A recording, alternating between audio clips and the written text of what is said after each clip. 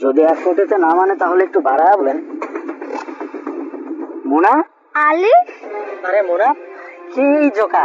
মারুফ, তোমাকে বলেছিলাম না একটা গ্রামের খ্যাত গাইয়া ছিল যে কিনা আমার পিছনে পুরো মরিয়া হয়েছিল, মানে আমাকে অনেক পছন্দ করতো।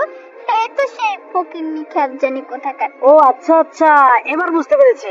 আমার মনে পড়েছে, তুমি আমাকে বলেছিলে টাকার জন্য তুমি যে ছেলেকে ছেড়ে দিয়েছিলে, এই ছেলে না? তুমি ওকে ছেড়ে দিয়েছো, অনেক ভালো কাজ করেছো।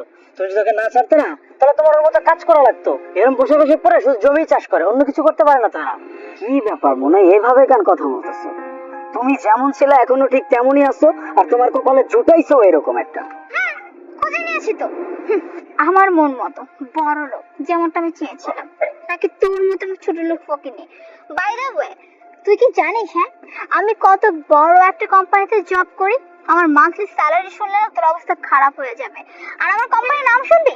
AKSP কোম্পানি, বুঝতে পারলি? ওই কোম্পানিতে আমি জব করি। হ্যাঁ, তো কি হয়েছে?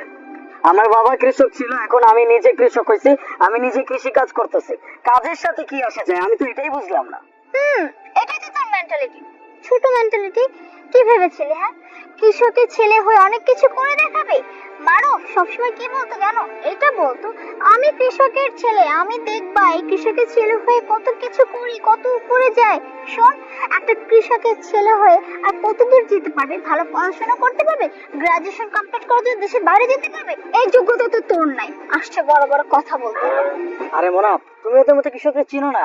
যারা কৃষি কাজ করে তারা না সারা জীবনে মাটির সাথে সম্পর্ক তৈরি করে, সাধারণ মানুষের বাঁচে, বুঝছো? ওরা আমাদের মতো টাকা পয়সা ইনকাম করতে পারে না, আমরা টাকা পয়সা ইনকাম করি আর হাওয়ায় ওড়ে। বেশি ওরাও কিন্তু ভালো না, যারা অনেক বেশি ওড়ে তারা কিন্তু থপ করে মাটিতেও পড়ে যায়। কি বললি তুই? আমরা হাওয়ায় উঠতেছি? আমরা হাওয়ায় উঠতেছি না, হাওয়ায় যদি কেউ উড়ে থাকে সেটা তুই উঠতেছিস। কি ভাবছিস এরকম 1 কোটি 1.5 কোটি টাকার কথা শোনাবি আর মনে করবো তুই অনেক বড় হয়ে গেছিস? মারুফ, আমার কি মনে হচ্ছে জানো? আমার মনে হচ্ছে দূর থেকে না আমাকে দেখেছে, দেখার পরে ভেবেছি হ্যাঁ এখন তো দেখেছি কোটি কোটি টাকার কথা শোনাই, তাহলে হয়তো একটু মনে করবো যে হ্যাঁ জীবন থেকে আমি কি হারাইছি। ভাবছিস কি হ্যাঁ তোর মুখে 1.5 কোটি 1 কোটি টাকা শুনে আমি এইটা ফিল করবো? আরে আমি জীবন থেকে এরকম একজন মানুষকে হারিয়ে ফেললাম। হ্যাঁ হ্যাঁ, তুমি ঠিকই বলেছো। ওরা হচ্ছে কৃষক, ওরা কৃষি কাজ করে, কৃষি কাজ করে সবজি ফলায়, সবজি ফলায় ওরা সেটা হচ্ছে হলো 5 থেকে 10 টাকা কেজি বিক্রি করে। করার পর সর্বোচ্চ কত 10 থেকে 15,000 টাকা ইনকাম করে। কিন্তু আমরা এই যে আমরা রিচ ফ্যামিলির মানুষজন, আমরা টাকা পয়সা ইনকাম করি, হাজার হাজার টাকা ইনকাম করি, লাখ লাখ টাকা ইনকাম করি। আমাদের সাথে ওদের কি যায় বলো? ওরা সামান্য কৃষি কাজ করে। ওরা কি সব সম্বন্ধে কিছু বুঝে? ওরা সব সম্বন্ধে কিছু জানে না, বুঝতে পেরেছো? হ্যাঁ, আমি শিখে দেবো, যেটা আমার কাছে এসে বলে তাহলে আমি শিখে দেবো সব কিভাবে করতে হয়। এই যে ভাইজান, এই শো অফ টো অফের আমার কোনো দরকার নাই। আল্লাহর রহমতে আল্লাহ আমারে যেই কাজ করতে দিচ্ছে আমি সেই কাজ করতেছি। সেই কাজ করে আমি 2 মুঠো ভাত নিজেও খাইতেছি, 4-5 জন মানুষকে খাওয়াইতেছি। এখানে শো অফ করার তো কোনো দরকার নাই নাকি? এখন এসব কথা ছাড়ো, অনেক বাজে কথা হয়েছে। চলো কোথাও গিয়ে বসে বসে একসাথে খাওয়া দাওয়া করি। কি বললি তুই? তোর সাথে খেতে যাব আমরা? এটা ভাবলি কি করে হ্যাঁ? তোর মতো একটা অশিক্ষিত খ্যাত কৃষকের সাথে আমরা খেতে যাব? তোর সাথে দাঁড়ানো যদি অন্য কোনো মানুষও দেখে না, আমাদের প্রেস্টিজ একদম ধুলোয় মিশে যাবে। আর তুই বলতেছিস তোর সাথে আমরা খেতে যাব? আচ্ছা ঠিক আছে, মানলাম মানলাম একটা সেকেন্ডের জন্য তোর সাথে আমরা খেতে যাব। শুনি, তুই আমাদেরকে খাবার খাওয়ানোর জন্য কোথায় নিয়ে যাবি? কোনো 5 স্টার হোটেলে যাবি? এটা তো তোর যোগ্যতার বাইরে। 5 স্টারের সামনে তো জীবনে যাস না, নিয়ে যাবে কোথায়? ওই যে ফুটপাতে ঝাপড়িতে কিছু হোটেল থাকে না, ওই যে টং বলে, লাইক ওই টং এর দোকানে নিয়ে যাবে। তুই কি ভাবছিস হ্যাঁ আমার মতো আমি এরকম টং দোকানে গিয়ে তোর সাথে বসে খাবার খাবে? আচ্ছা, এই যে গাড়িটা দেখতেছি, গাড়িটা কার, তোমাদের নাকি? ও, এই গাড়িটা অফকোর্স আমার গাড়ি।